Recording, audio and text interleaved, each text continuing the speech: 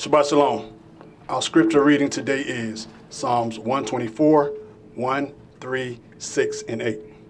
If it had not been Yahweh who was on our side, now may Israel say, then they had swallowed us up quick when their wrath was kindled against us. Blessed be Yahweh, who hath not given us as a prey to their teeth. Our help is in the name of Yahweh, who made heaven and earth. Shabbat Shalom, family.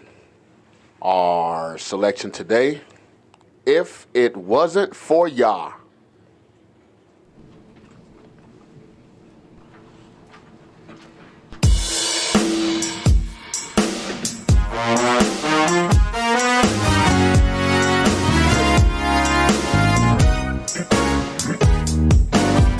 If it wasn't for Yah, where would I be?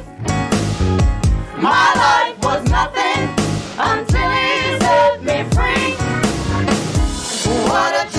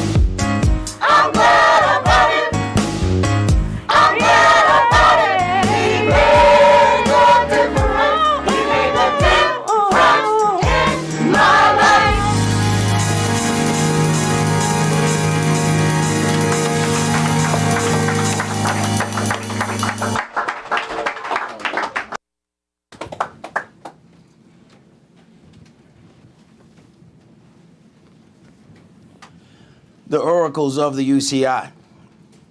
1 Peter chapter 4, verses 7 through 11. But the end of all things is at hand. Be you therefore sober and watch unto prayer. And above all things have fervent love among yourselves, for love shall cover the multitude of sins. Use hospitality one to another without grudging. As every man has received a gift, even so minister the same one to another, as good stewards of the manifold grace of Elohim. If any man speak, let him speak as the oracles of Elohim. If any man minister, let him do it as of the ability which Elohim gives, that Elohim in all things may be glorified through Yahshua the Mashiach, to whom be praise and dominion forever and ever. Amen. Ephesians chapter 4, verses 29 through 32, and chapter 5, verses 1 through 4. Let no corrupt communication proceed out of your mouth, but that which is good to the use of edifying, that it may minister grace unto the hearers. And grieve not the Holy Spirit of Elohim, whereby you are sealed unto the day of redemption. Let all bitterness and wrath and anger and clamor and evil speaking be put away from you with all malice. And be you kind one to another, tenderhearted, forgiving one another, even as Elohim for Yahshua's sake has forgiven you. Be you therefore followers of Elohim as dear children, and walk in love, as the Mashiach also has loved us, and have given himself for us an offering and a sacrifice to Elohim for a sweet-smelling savor. But fornication and all uncleanness or covetousness, let it not be once named among you as become of saints. Neither filthiness, nor foolish talking, nor jesting, which are not convenient, but rather giving of thanks. Ecclesiastes chapter 5, verses 1 and 2. Keep your foot when you go to the house of Elohim, and be more ready to hear than to give the sacrifice of fools, for they consider not that they do evil. Be not rash with your mouth, and let not your heart be hasty to utter anything before Elohim, for Elohim is in heaven, and you upon earth, therefore let your words be few. Exodus chapter 23, and verses 20 and 21. Behold, I send an angel before you, to keep you in the way, and to bring you into the place which I have prepared. Beware of him, and obey his voice. Provoke him not, for he will not pardon your transgressions, for my name is in him. Revelation chapter 3, verses 20 through 22. Behold, I stand at the door and knock.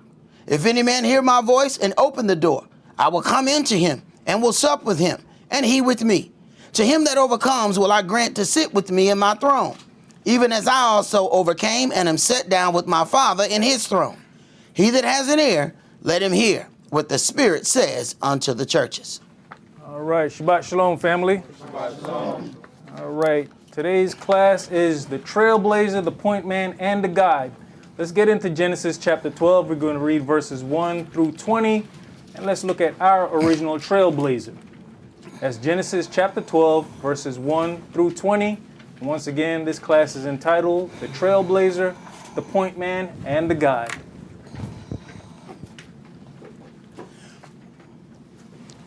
Genesis chapter 12 and verse 1.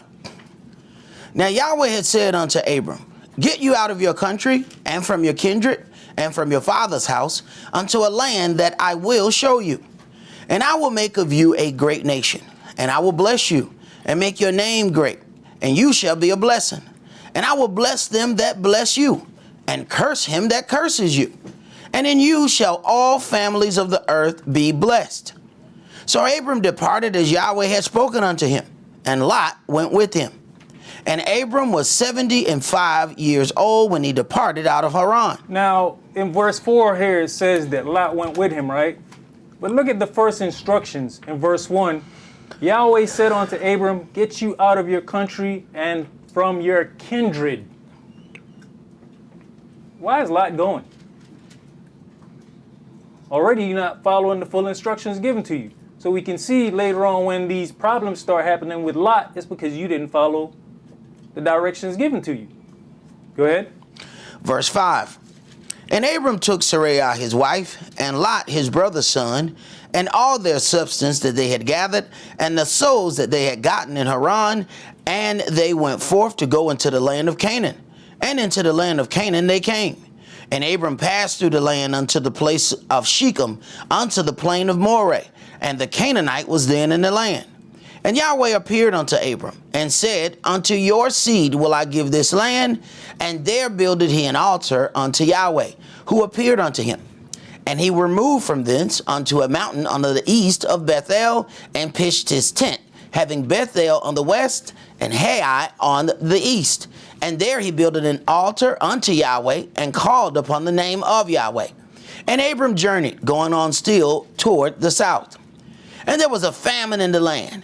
And Abram went down unto Egypt to sojourn there, for the famine was grievous in the land. And it came to pass, when he was come near to enter into Egypt, that he said unto Sarai his wife, Behold, I know that you are a fair woman to look upon. Therefore it shall come to pass, when the Egyptians shall see you, that they shall say, This is his wife, and they will kill me, but they will save you alive. Say, I pray you, you are my sister, that it may be well with me for your sake, and my soul shall live because of you. And it came to pass that when Abram was come into Egypt, the Egyptians beheld the woman, that she was very fair. The princes also of Pharaoh saw her, and commended her before Pharaoh. And the woman was taken into Pharaoh's house. And he entreated Abram well for her sake. And he had sheep and oxen, and he asses, and men servants, and maid servants, and she asses, and camels. And Yahweh plagued Pharaoh and his house with great plagues because of Sarai, Abram's wife.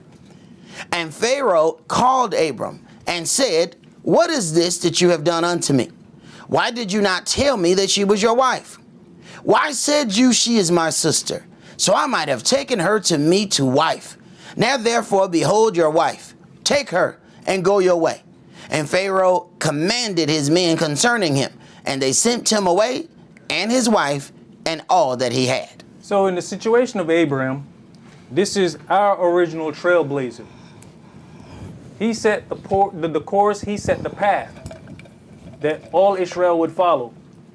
Not only that, there's two trails being set here. He's also, when it says that he also called on the name of Yahweh, when you read further into this, you realize that what did his father do? His father was a worshiper of idols. So this is also a new course for him as well. So not just physically blazing the trail going into this land that his seed would eventually possess, but also walking away from the worship practices of his own father. My brother, can you read the definition there for trailblazer for me, please?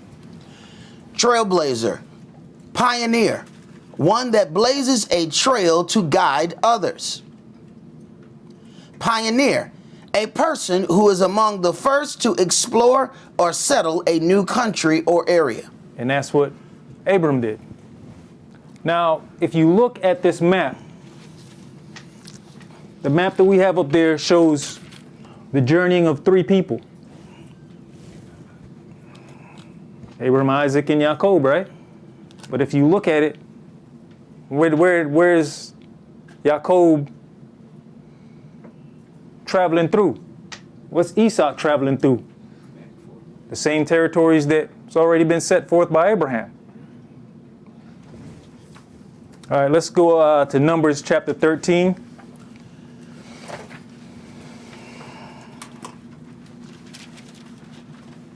Sometimes, we get into this stuff and we don't really take a look and see that somebody has set the course, that somebody has laid down the path that we all are following.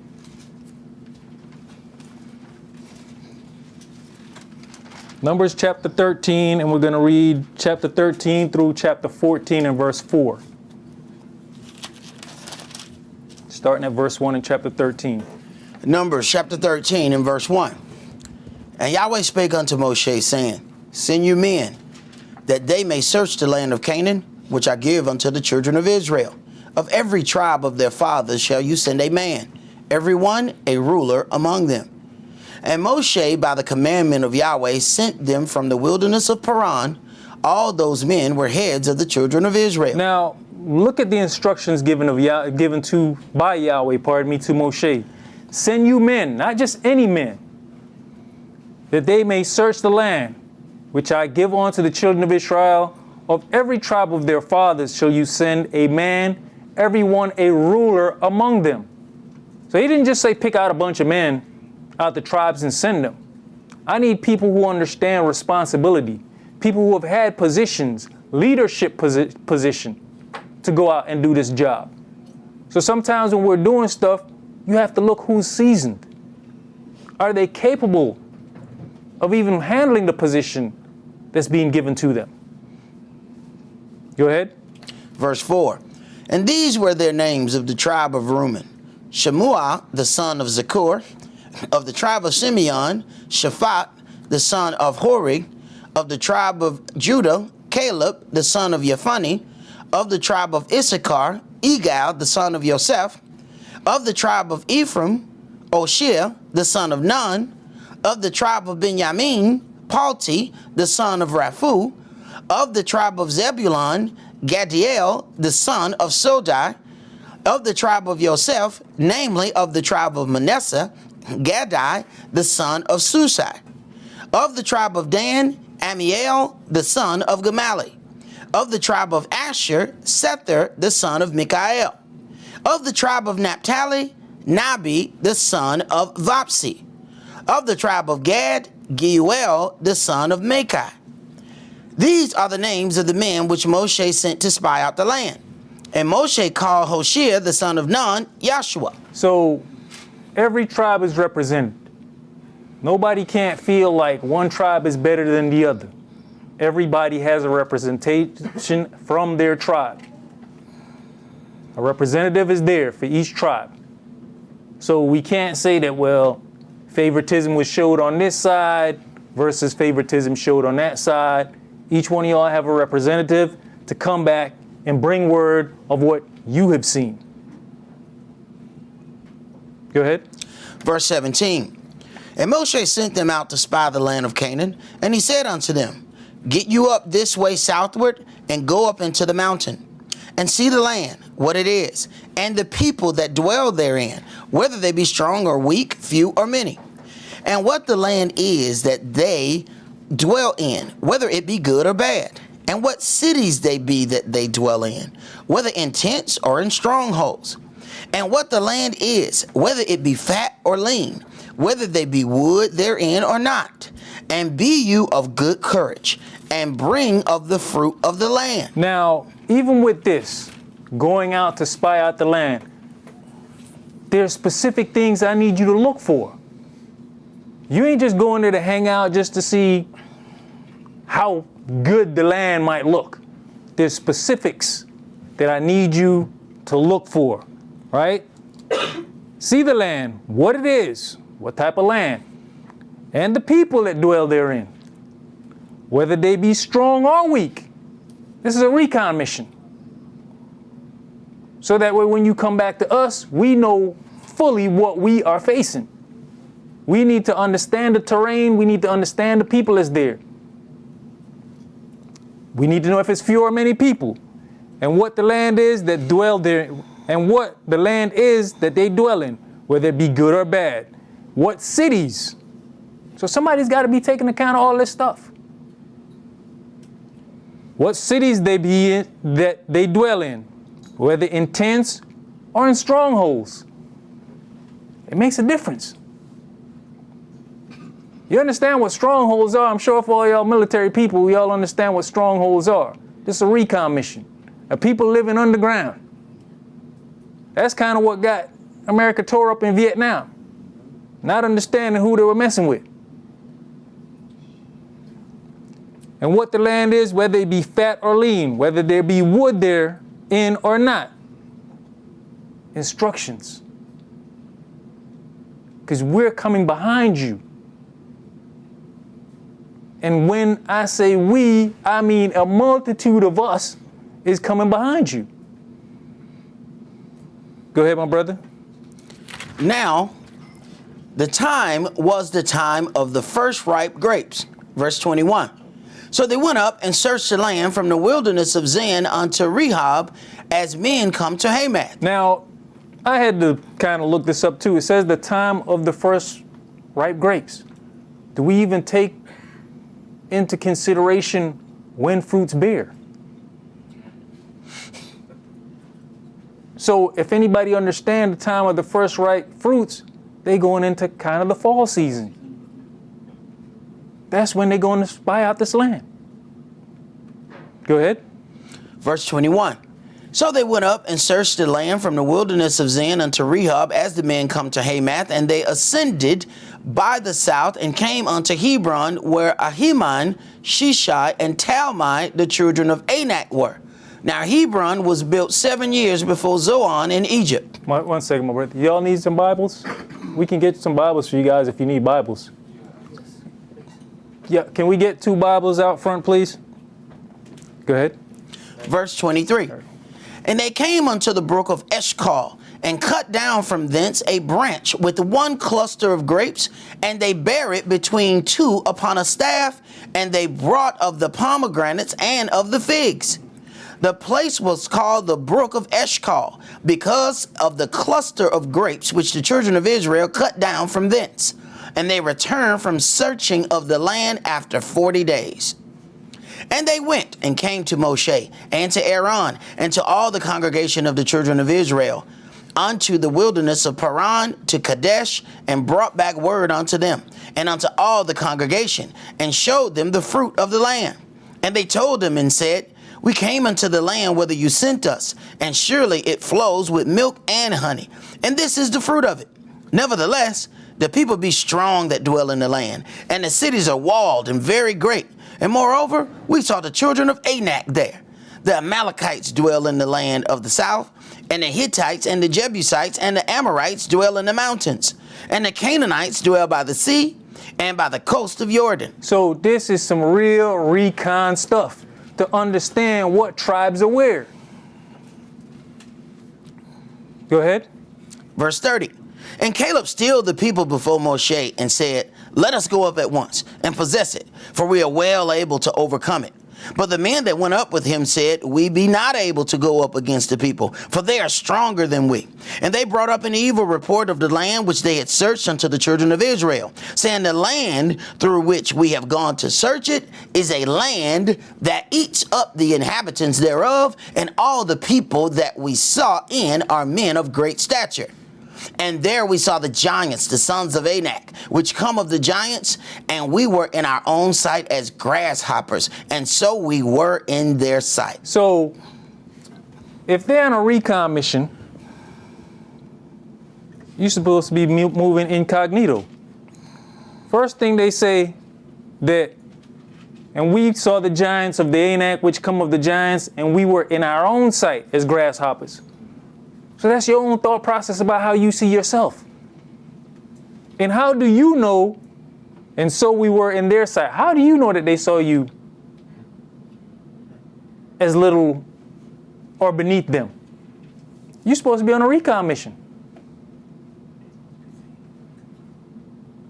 But that's what happens when you place no self-value on you first. Or when you become intimidated by what you see before you. Because think about it. If you're on a recon, you're a distance away. But yet, you feel intimidated? Always funny the way he deals with things. I saw this guy a couple months back. And I saw him at a distance. And the dude seemed like he's a big, tall dude. I saw him last week. And he's closer, and I'm sitting there like, this dude is just not as big as I thought he was. And in my mind, I'm sitting there like, my mind's twisted and warped. I'm like, you look like a giant caught in a regular man's body.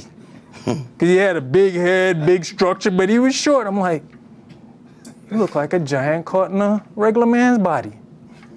But it's just how we can perceive things off of that first impression. And being a distant away, I'm like, that brother's kind of big and tall. Here we go with the same thing. Go ahead, my brother. One other thing, brother, we have to get into, this puts a question as to what moves you and why, as far as who you're going to believe. You understand that the numbers are completely upside down. That means there's 10 people saying that it's a bad land and only 2 of them saying that it was good. So at what point do you, deal with something? Because you got to ask yourself, okay, how am I going to deal with it? Are 10 of these people mistaken? Or are 10 of these people driven by the same fear? This is also what causes us to be in that situation where, you mentioned this whole thing about being a trailblazer. Most of our problems come because we don't want to take anybody else's journey and use that for our journey. Meaning that we are not going to benefit from what somebody else already has knowledge of. See, we have a problem that we have to go through everything ourselves, which is going to end up causing you more problems and bring everybody around you problems. And you're dealing with people who have already made this journey. You're dealing with people who have already gone through these things. But we are so self-centered that we will, not take any of that advice because we only want to do what we want to do. So then these trailblazers, we basically then step on them. Yep. Because we don't want to take to heart that Yahweh sent them to clear out the weeds. I mean, that's the reason why you got a path. Okay? The first person that walked through a path, it ain't pretty. Right. You get hit by the sticker briars, you get hit by the... See, we used to do this thing, especially when we had somebody back there that we were playing with. We'll grab the branch and just hold on it. Now that branch just bending, all right? And he just a walking. And then we just let go of that branch. Wow! And it catch him, Jack. And we all laughing. We dying laughing. Because we know what we about to do. Right. Okay? This is fun to us. But as the trailblazers go through a couple of times, that stuff is no longer there. So you are using the trailblazers, but not using the advice of the trailblazers. Hey, what's funny about the trails, I'm about to tell y'all something. And I used to do cross country in high school. So we had this one trail, we always lost, okay? Brothers running miles, we know the Gentiles beat us in that type of stuff. So coach always getting on us because we always losing. So we got to this course that we had been to many times. We running through hills and through the bushes. So we done figured this thing out. It's like, wait a minute, we got to come through here 2 times. The first time we went through, ditched. And we wait till we saw them come back around the second time and let them get in front and we just jumped out the bushes. Hey, that's the first time we won. But we understood the trail. Nevertheless, it got back to coach and we got punished, but hey, we won. I mean, even when you look at the map here, look at the journey that they're taking. Look at the course that they're taking, what they're spying out. Didn't we see that before? Isn't that the same trail that Abram went down? Jacob, Esau, all went down that trail? So obviously, some information was being passed along, because now we got to send spies out. But then over time, as we all can admit, if you don't go someplace in a couple of months, you go back there, things have changed. But it's the same trail. So that means Abrams done took the trail, Esau done traveled that same route, Jacob done traveled that same route. So it's a beaten path at this point. Go ahead. Numbers 14 and verse 1. And all the congregation lifted up their voice and cried, and the people wept that night. And all the children of Israel murmured against Moshe and against Aaron, and the whole congregation said unto them, Would Elohim we had died in the land of Egypt, or would Elohim we had died in this wilderness? And wherefore has Yahweh brought us unto this land to fall by the sword, that our wives and our children should be a prey? Were it not better for us to return into Egypt? And they said one to another, Let us make a captain, and let us return into Egypt. So even with that statement of let us make a captain, they understand that majority of them can't find their way back. So to make a captain, that means we need to appoint somebody who understands the route back to Egypt. My brother, read the definition for recon for me, please.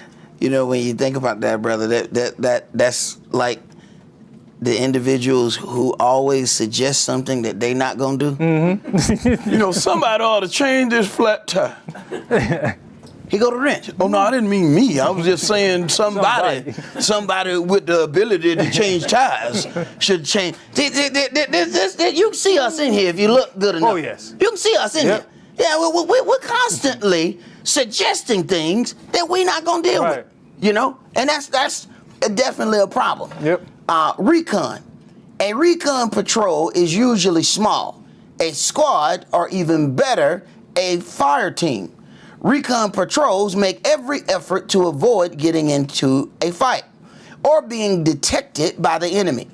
The main weapon of a recon patrol is stealth.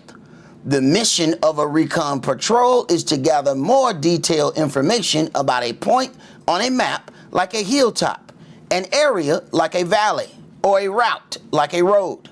The recon patrol will gather any and every bit of information about its objective that it can. So wasn't that what was told to the spies when they went out? Gather information. Report back everything you've seen. Go ahead, my brother. I just find it funny that we're talking about this and how they went through the wilderness, and I just mentioned Psalm 78 to you earlier. Hey, that's why I said, hey, just be patient and it will come. Give me the definition for point man there, please, brother.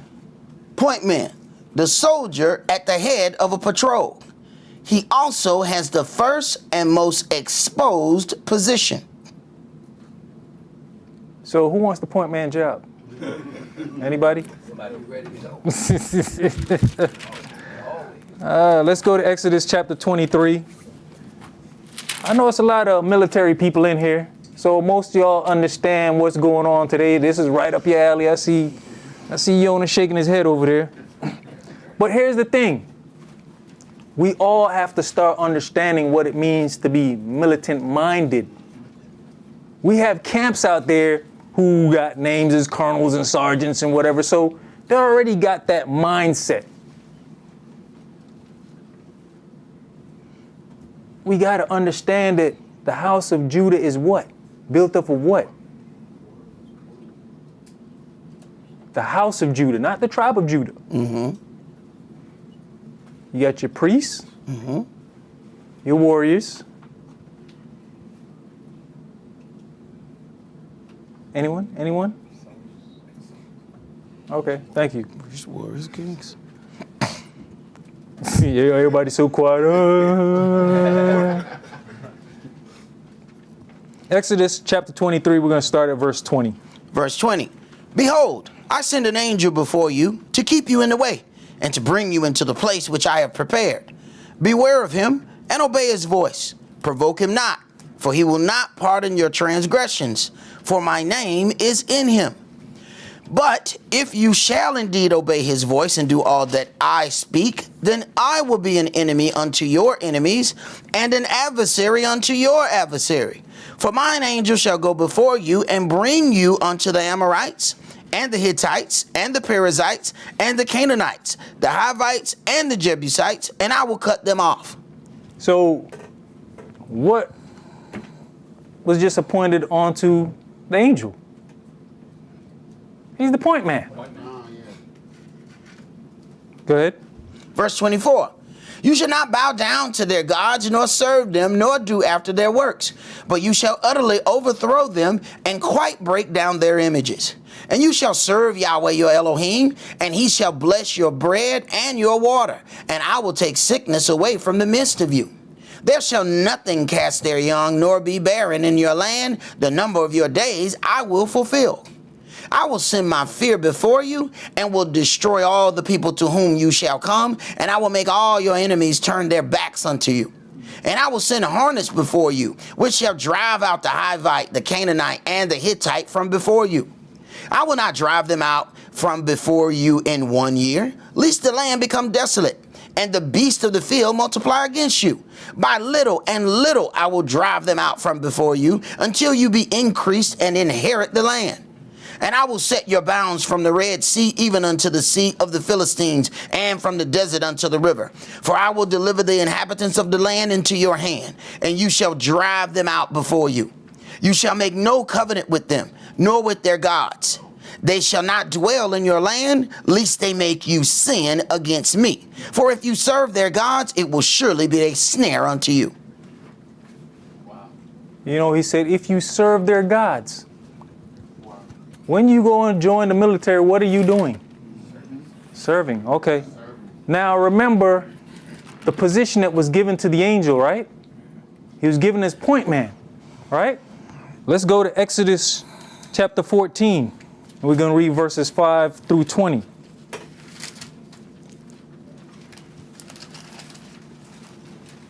Exodus chapter 14. We're going to start at verse 5.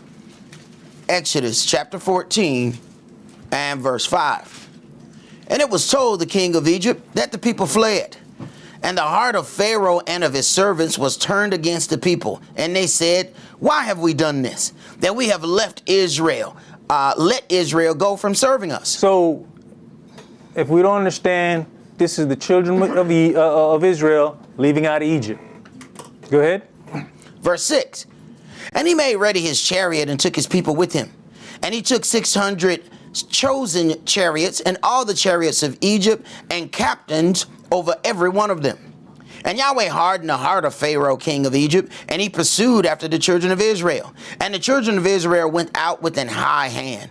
But the Egyptians pursued after them, all the horses and chariots of Pharaoh, and his horsemen, and his army, and overtook them encamping by the sea, beside Pi-hahiroth, before Baal-zephon. And when Pharaoh drew near, the children of Israel lifted up their eyes, and behold, the Egyptians marched after them. And they were sore afraid. And the children of Israel cried out unto Yahweh. And they said unto Moshe, because there were no graves in Egypt, have you taken us away to die in the wilderness? Wherefore have you dealt thus with us, to carry us forth out of Egypt? Is not this the word that we did tell you in Egypt, saying, let us alone, that we may serve the Egyptians? For it had been better for us to serve the Egyptians than we should die in the wilderness. And Moshe said unto the people, fear you not, stand still, and see the salvation of Yahweh, which he shall show to you today. For the Egyptians whom you have seen today, you shall see them again no more forever. Yahweh shall fight for you. You shall hold your peace. And Yahweh said unto Moshe, wherefore criest you unto me? Speak unto the children of Israel that they go forward. But lift you up your rod, and stretch out your hand over the sea, and divide it. And the children of Israel shall go on dry ground through the midst of the sea. And I, behold, I will harden the hearts of the Egyptians, and they shall follow them.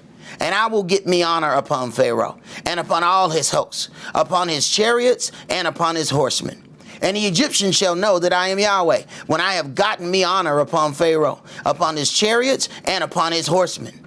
And the angel of Elohim, which went before the camp of Israel, removed and went behind them. And the pillar of cloud went from before their face and stood behind them. Now, did we just see a change from point man?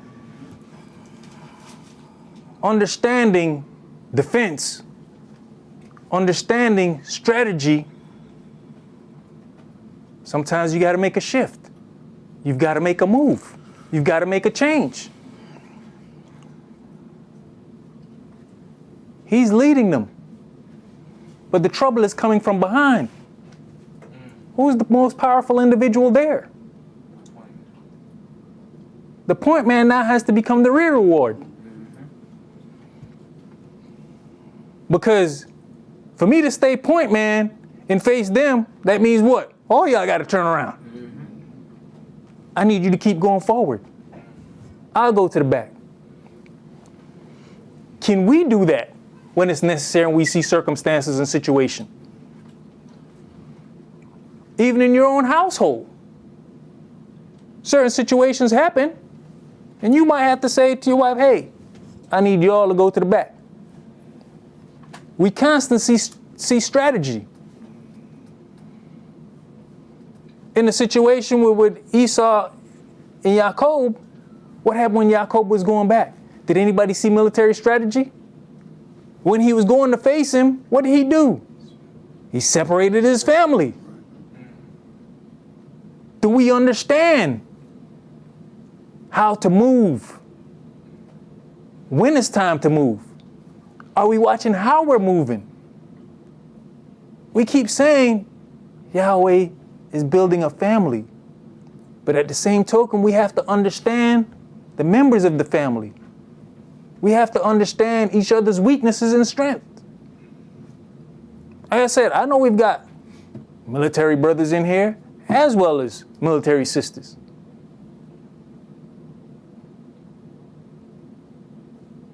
But do we understand movement the way that those military individuals understand movement? Can we step aside? Can I step aside? Can Priest Esaac step aside in a situation and say, you know what, y'all are trained for this?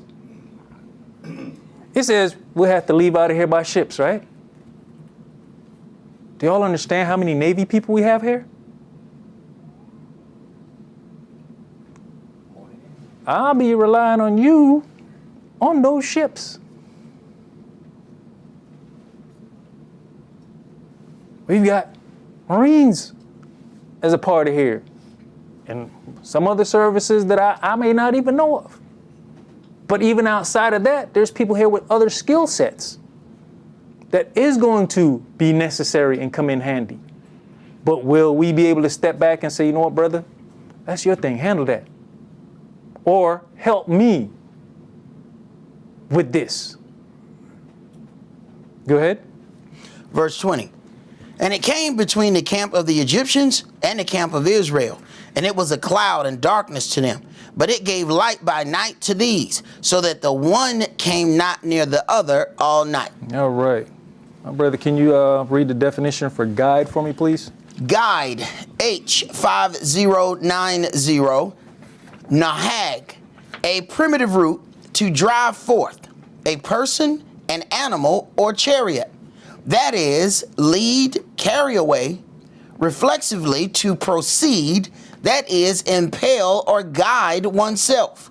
Also, from the panting induced by effort, to sigh, acquaint, bring away, carry away, drive away, lead away forth, be, guide, lead away or forth. So when you decide that you want to be the guide, do you understand all the things that come along with being a guide?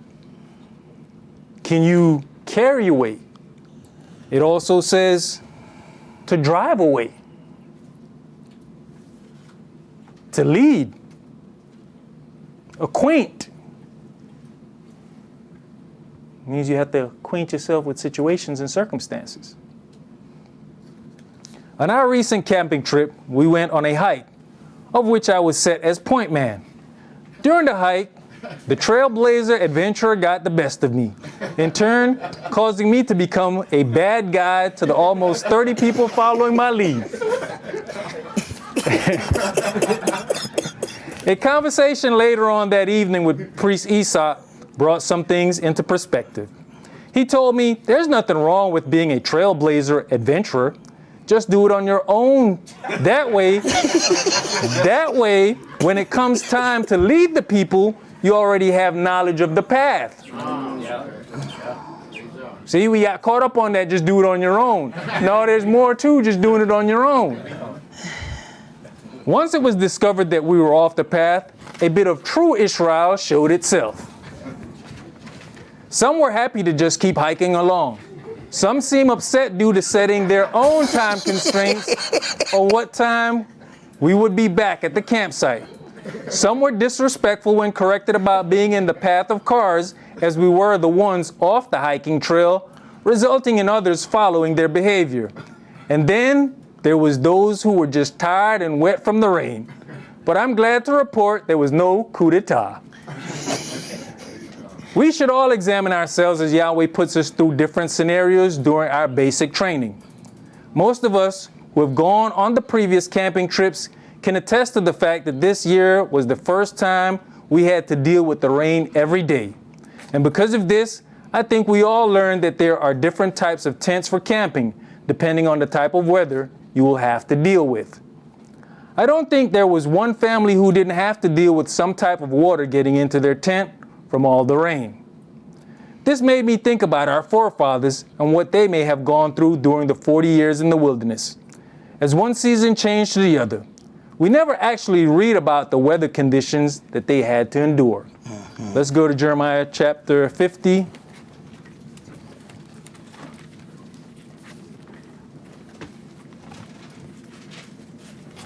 I hear y'all laughing at me over there. It's all right. I'm not afraid of my shortcomings. I will grow from this. Jeremiah chapter 50, and we're going to read verses 3 through 8.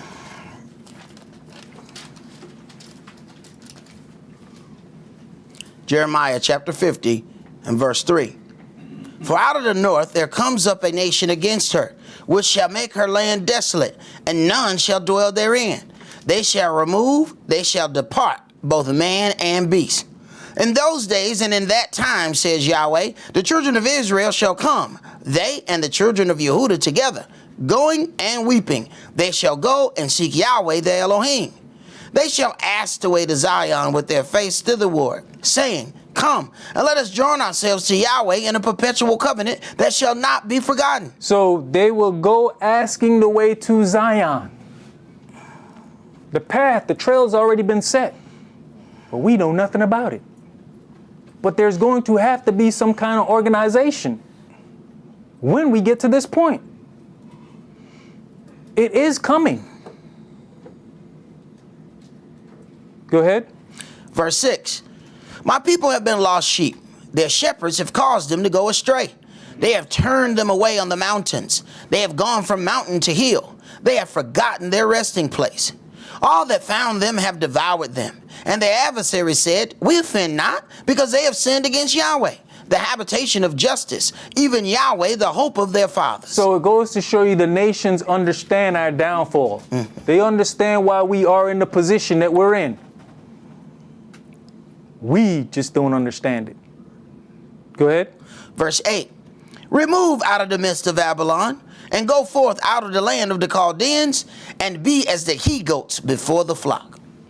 Being a he-goat, if you watch the Nature Channel, is not an easy thing.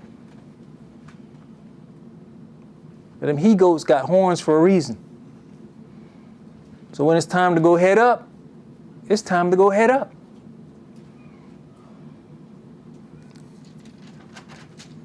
Go to the next graphic for me. My brother, can you read the definition for organization there? All right. Organization. This is the key to a good patrol. If a unit is well trained and organized, it can launch a well-prepared patrol very quickly. The secret is designating responsibility. So very quickly. You can only do that very quickly if you understand each other. If you understand what you're dealing with. Situations and circumstances come up. Who's the right man to deal with it?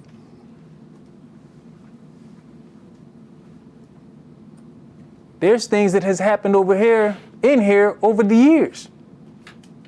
And Priest Esaac looked at me and sat down and said, look, we can't keep taking years upon years to deal with these situations. We have to get better at seeing them coming quicker and getting it out.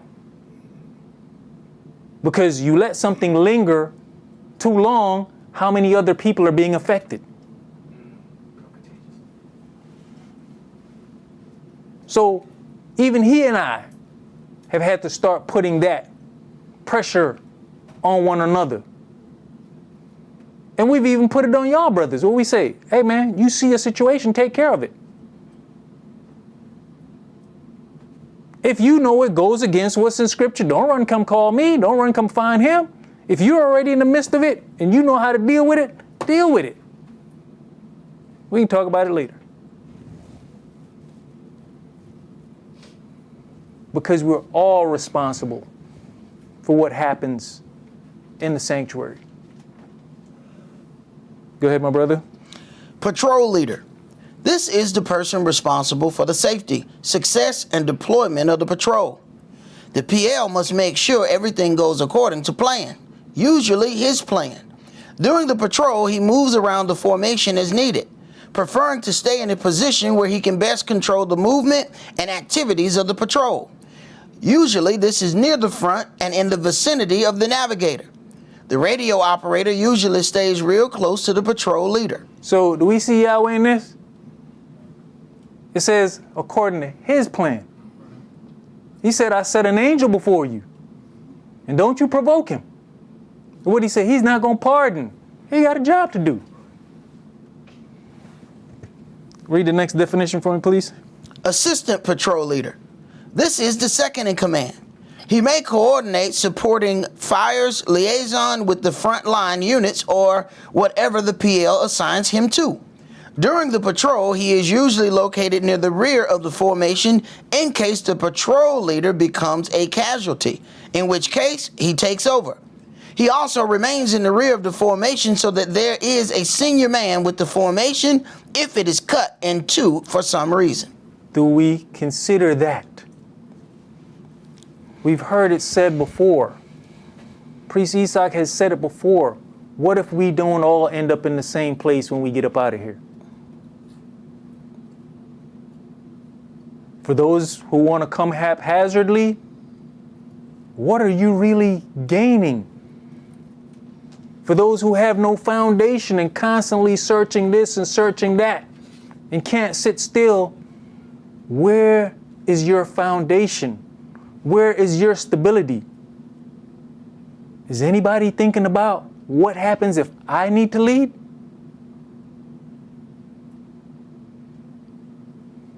Or if Priest Esau ain't there, I'm sure Priest Kish gonna take it over. So what happens if either one of us can't be there? Is anybody else thinking that way? Are we trying to get beyond just being sweet seat dwellers? I'm pushing myself to try to get to what I would say is on the spiritual level now. In the meaning that the simple things that bothered me once shouldn't bother me anymore.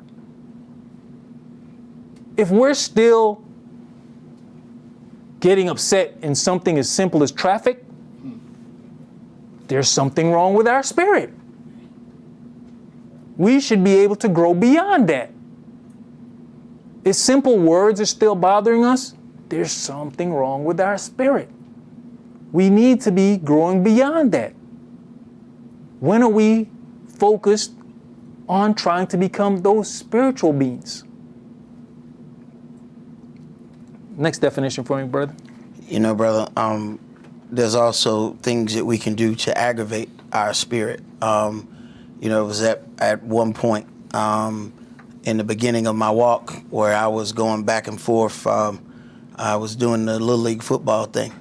And, you know, I didn't want to just up and leave, you know, coaching the kids and stuff like that. So I took a lesser role and, you know, I would go in and out. And one day, you know, it was a, you know, bad game and, you know, bad refs. And, you know, it was an early enough game for us to go to the game and then still go to church. So as we on our way, I look at everybody facing the car. And we all got the nastiest disposition ever. I look like I just ate a sour lemon, you know, and everybody in the car. And I look, and I said, look, this right here, we can't do this no more. I said, this ain't fair. I said, do y'all understand that we going into Yahweh's house, and we got a chip on our shoulder already. So if the first person say something to us that don't sit right with us, how are we gonna come off? I said, this is it. That was our last go round right there, you know. But it took me taking this glance, and of course you know how things go. You see other people's face before you think about your own. So I see the other two, and I'm like, why are they looking like that? Then I glance at myself in the mirror. That's because I'm looking like that. Oh, okay. I see what's happening right here. This is it. We're not doing this no more, because That's not fair to anybody else. So then you got to consider, what kind of things are you dealing with that you are entertaining that's affecting your spirit? And then when you go and be in the presence of other people, now you are subjecting them to whatever the negative spirit things that you have brought with you. Sir. Yep. And I'm glad you said you examined the room and looked at everybody else, because that's the hardest thing we have a problem with, is looking around us. And then you looked at yourself. Mm-hmm. Because we'll keep looking around and around and around. They got a problem. They seem to be upset. Yeah, what's wrong with them? Right. Yeah, they tripping. Right. But never want to look at that man in the mirror. And everything begins with the man in the mirror. So like I said, we got to work on getting to that spiritual level. Go ahead, my brother. Navigator. The navigator is the one who plans the route and guides the patrol. Most of his work is done before the patrol, and he may have an assistant or two to help him. If the time and situation permit, he may contact other patrols that have been in the area for tips on the terrain and enemy. And this is what you were talking about earlier. How we refuse to either take the experience of someone who has gone through some things before, or even to ask, is there anybody who has ever dealt with this? Honestly, when you look in this book has a lot of examples of a lot of life situations that we can learn from. Good, bad, and indifferent. But do we go to the book? Or we just go to our friend who don't know nothing? I can't get marriage counsel from somebody who's never been married. All you giving me is a theory. I don't care what kind of degree you have. Have you made a marriage commitment? Have you lived with your husband or wife? Because you got people who are married who are like 2 ships passing in the night.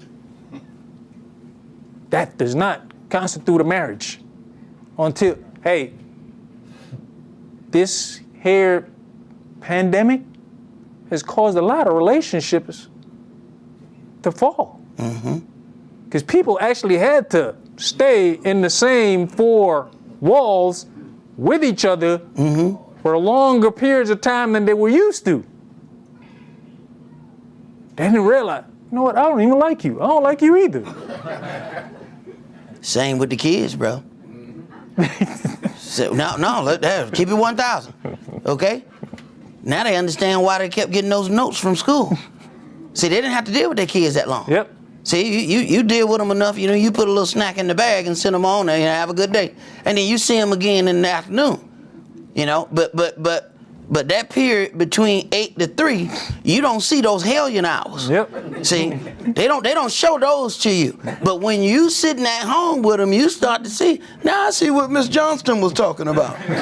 I see what I'm gonna call her, and I'm gonna apologize to Miss Johnston because you are a pain in the rear. Now most of them were saying, I can't wait for school to open back up. Exactly. Some people just showed up at school sitting in the parking lot with the kids, just waiting. The school not open, lady. Why you there? Because I'm trying to get rid of him. Go ahead, brother. During the patrol, he is usually located behind the point and cover man so he can direct and guide them. During the patrol, the navigator is responsible for guiding the patrol and knowing where it is at all times. So just reflecting on our hiking trip, we had a point man, we had a rear reward, but we was missing some couple people in the middle there, right? we had one brother who tried to run and go, run information from the front to the back. We had people yelling, hey, stop up above. But nobody was really appointed to certain positions. I'd see the brother who I see him start running, and he might have heard something, and he'll stop, and he'll look back up front. Then you can tell he forgot what he was about to do.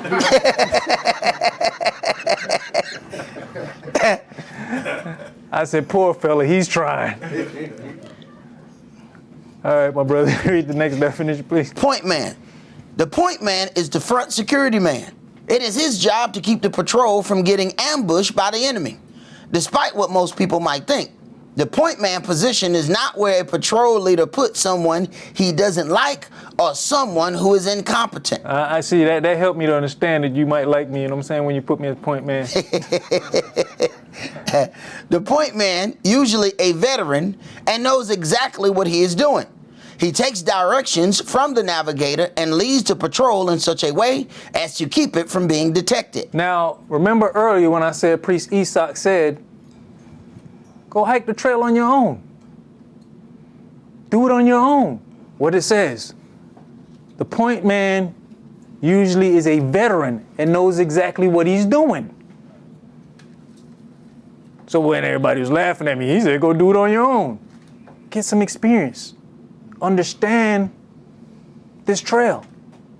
And to be honest with you, I don't know how many people realize that we basically took the same route that we did the last time, but did not end up the same place. Do you remember coming to the bridge the last time we were there? Mm-mm. When we walked, we came to a bridge and everybody kind of took pictures on the bridge with the water behind us? Mm-mm. See? What do you remember about the last trip before this trip? I don't remember nothing but getting caught in the rain. That's all I remember. Not this trip, the one before it. This trip has erased everything from the last trip. I have caught selective amnesia. I have erased everything from that. All right?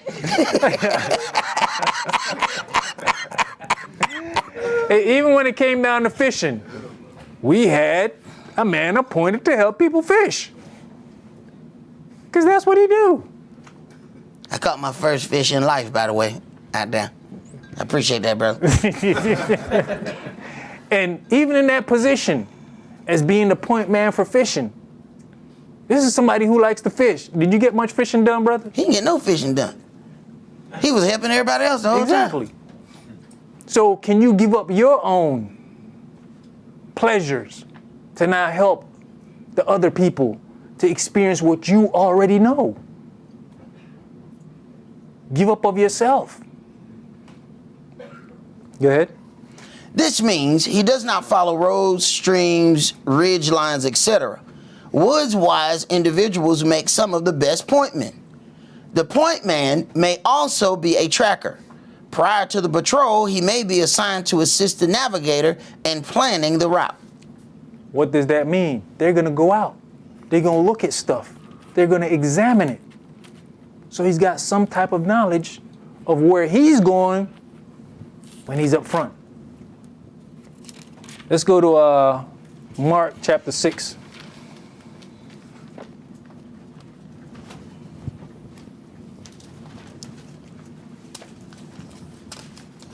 Mark chapter 6, and we're going to read verses 7 through 13. Mark chapter 6 and verse 7. And he called unto him the 12, and began to send them forth by 2 and 2, and gave them power over unclean spirits. And he that's calling them, this is Yeshua. So they're being sent out on a path. Go ahead. Verse 8. And commanded them that they should take nothing for their journey, save a staff only. No scrip, no bread, no money in their purse. So don't burden yourself down. This is over planning sometimes when we're doing something for the first time. We over plan. We take all this stuff. You realize, man, I ain't need all this. What? Because you're not familiar with the route. You're not familiar with what we're doing. I got a question. You're not talking about those people that came camping that had the house and the guest house, are you? You're not talking about those people. I was hoping you'd have left that alone.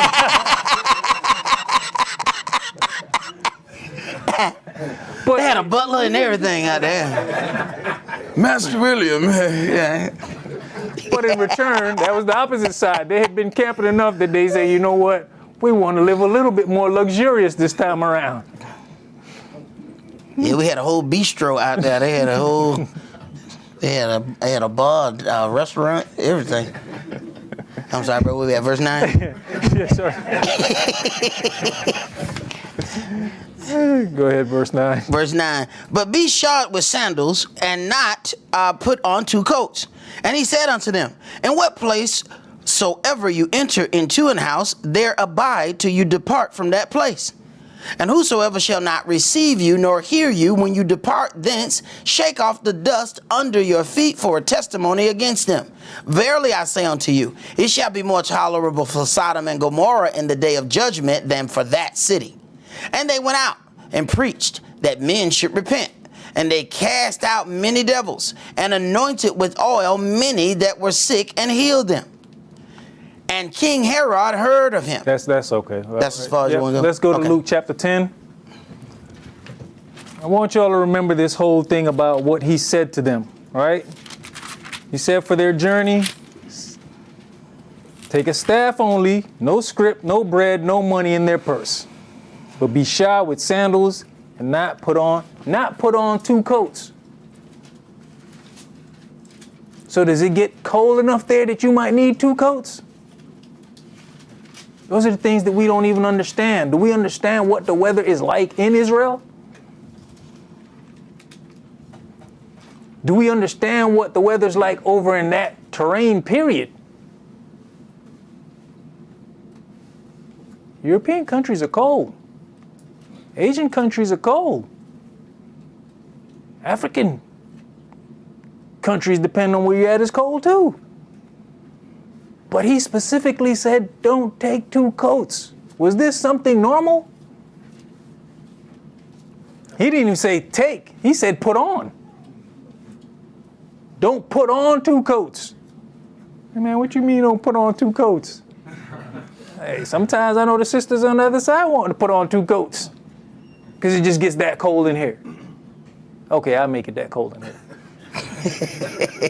All right, let's go to Luke chapter 22. Luke chapter 10, sorry. And start at verse 1. Yes, sir. All right. After these things, the Adonai appeared unto 70 also, and sent them 2 and 2 before his face into every city and place, whither he himself would come. Therefore he said unto them, the harvest truly is great, but the laborers are few. Pray you therefore that the Adonai of the harvest, that he would send forth laborers into his harvest.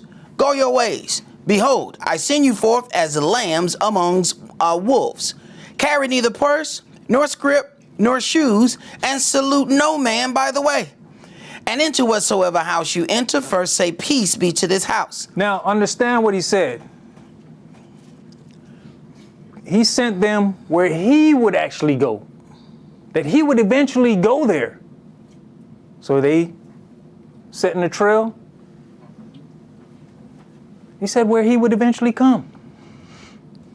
Go ahead. Verse 6. And if the Son of Peace be there, your peace shall rest upon it. If not, it shall turn to you again. And in the same house remain, eating and drinking such things as they give. For the laborer is worthy of his hire. Go not from house to house. Now, let's go back to this. It says, now this is for 70, right? What we just read in Luke, or what we just read in Mark, was about 12, right? Now, when you look at what he's saying to them here, he said, carry neither purse, nor scrip, nor shoes, and salute no man by the way. What he said to the 12 was different from what was said to the 70. He told them carry no purse. To the 12, he said no money in your purse. He didn't tell them not to carry a purse. He said just have no money in the purse. Okay? Says nor shoes was told to the 70. The 12 said be shod with sandals. Nothing was said to the 70 about carrying a staff. He told the 12 to carry a staff. So we can look at those 2 stories, and if you're not paying attention, you think they were given the same instructions. They were not. There's slight differences in the instructions given to the 70 versus what was given to the 12. Go ahead. Verse 8. And into whatsoever city you enter, and they receive you, eat such things as are set before you, and heal the sick that are therein, and say unto them, the kingdom of Elohim is come near unto you. But into whatsoever city you enter, and they receive you not, go your ways out into the streets of the same, and say, even the very dust of your city which cleaves on us, we do wipe off against you. Notwithstanding, be you sure of this, that the kingdom of Elohim is come near unto you. But I say unto you, that it shall be more tolerable in that day for Sodom than for that city. All right, let's go to Luke chapter 22 now. Because we see instructions given here of what not to take on this journey. Like I said, sometimes we plan a trip, and boy, because we haven't been there before, we overpack. Your wife might show up with one suitcase with just nothing but shoes in it. Yeah, we going to the beach. Yeah, but you know, we might go somewhere later on that evening. Sounds like you got your own plans in your own head already. Luke chapter 22, and we're going to read verses 35 through 38. Luke chapter 22 and verse 35. And he said unto them, when I sent you without purse and scrip and shoes, lack you anything? And they said, nothing. Then said he unto them, behold, but now he that has a purse, let him take it, and likewise his scrip. And he that hath no sword, let him sell his garment and buy one. For I say unto you, that this that is written must yet be accomplished in me. And he was reckoned among the transgressors, for the things concerning me have an end. So the journey is about to become more difficult. Some things are about to change on this journey. So now instructions have been changed. I need to give you new instructions. Are we capable of getting rid of old instructions and taking the new instructions when they come along? Do we understand that first and foremost, by sending them out without these things kind of makes it kind of stick here a little bit more because you don't have the crutch? So when I do allow you to carry the crutch, you're not really dependent on the crutch. I've seen it already where, hey man, brother sitting in a Sabbath class, same Sabbath class I sit in week after week. But a new person entered the room and asked a question. And he's spinning around like a dog chasing his tail. Ooh, ooh, ooh, oh, there goes Sock, come talk to this brother. Bro, but you've been sitting in the same seat with all of us. So what instructions are you getting? That you can't answer an ABC question? Or are you so dependent that there's going to be someone there to help you all the time? He's preparing them with no scripts. Why? Because eventually I'm not going to be there for you to depend on me.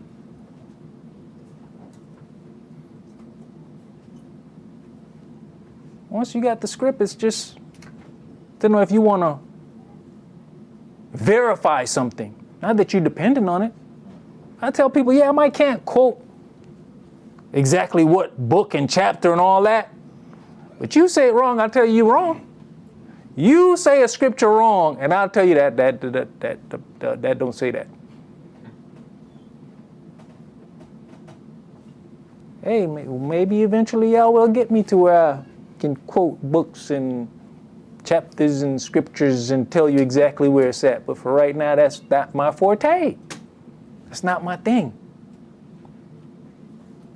But is this completely my crutch?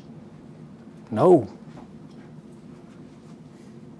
We've been right here in this room. And you got to watch people also who quick to throw books and scriptures out. Brother standing right there talking to Priest Esaac. Yeah, and so-and-so and so said in this book and this verse says da-da-da-da-da-da. And I just looked, and they kept on with their conversation, and I just stood in the corner. Brother, what book and what chapter and verse did you say that was?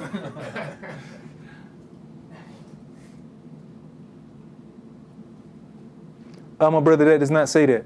No, bro. I got that right here. That does not say that. Mm-hmm. But he was happy to keep going.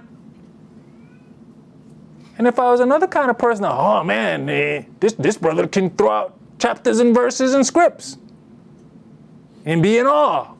No. In his own head, he thought he was something. Let's do our due diligence sometimes. I keep telling people, hey, we can talk all day long. But when it comes to verifying, I'm going to open my book. You going to tell me it says this? Let's look it up. I don't just want to hear hearsay. Let's verify and let's read it together. And you'll find a lot of people run away from you when you say, no, let's read it. No, bro, I got to go. Oh, no, that's not necessary. No, let's read it. Go ahead. Verse 38. And they said, Adonai, behold, here are 2 swords. And he said unto them, it is enough. And we just read that, right? So he said, here's 2 swords. Do we not understand what I said earlier about also being militant-minded? This is Yahshua, our Adonai, telling his disciples to prepare themselves for what is yet to come. Y'all might think I'm being funny, but see it up there? Let's look at ancient sword and modern day sword. Don't go out to a gunfight with a sword. Sword is not modern day weaponry. You are going to lose. I've had people, what do you mean you're talking about guns? That's not Christian-like. Yeah, you're Christian-like. You're European Christian-like. My Hebrew Christian-like says, 2 is enough. I've got 2 hands. 1, 2.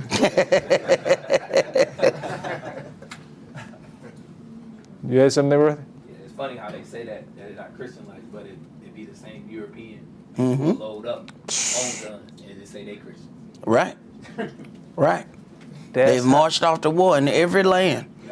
You know, and they didn't come with Bibles. They had guns. Yep. And spread their version of Christianity. Mm-hmm. So when they say that's not Christian-like, that's not your Hebrew Christian-like. You shouldn't be thinking about this, but my Christian-like says, I conquer everything in the way. What you like to say? Manifest destiny. Mm-hmm. Okay, and the only way I can do that is 1 in each hand. Let's go to Revelation chapter 12 and read the conclusion of today's class.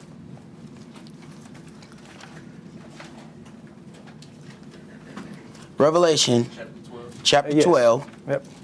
Verse 13 through 17. verse 13.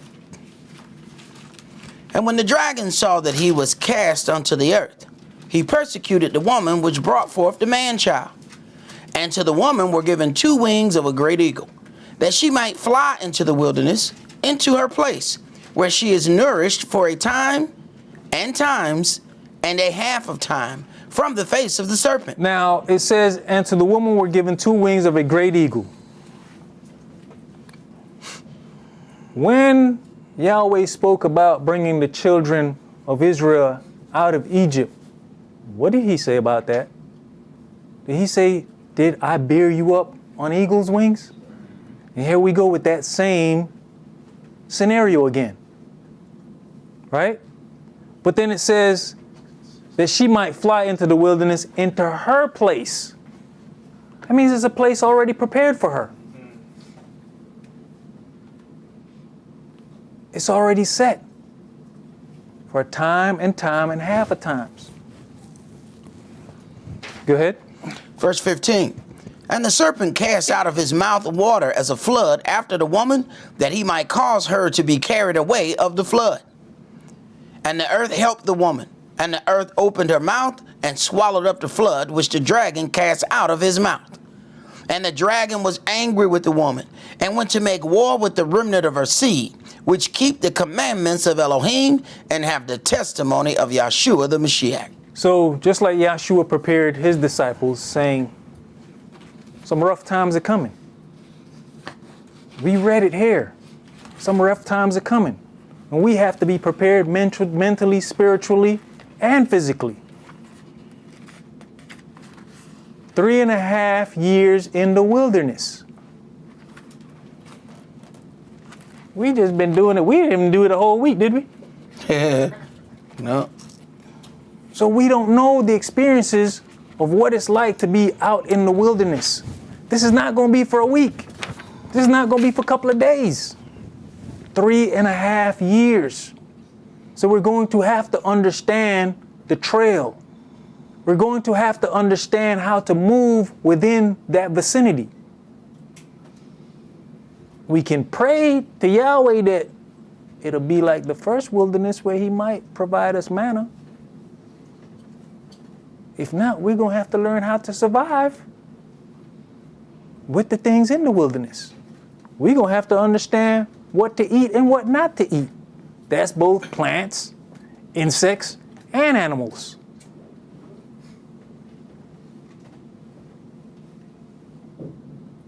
But we also going to have to rely on the trailblazers who have experienced stuff like that before.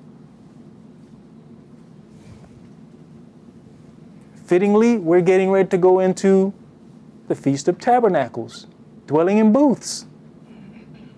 We're going to be doing this for 3.5 years, dwelling in some booths. So, during this period of time, as we did in camping, when we went camping, we had things that we had planned out, that we did as a family. The same people who had the condo in the park, hey, there was a specific night that they cooked for everyone.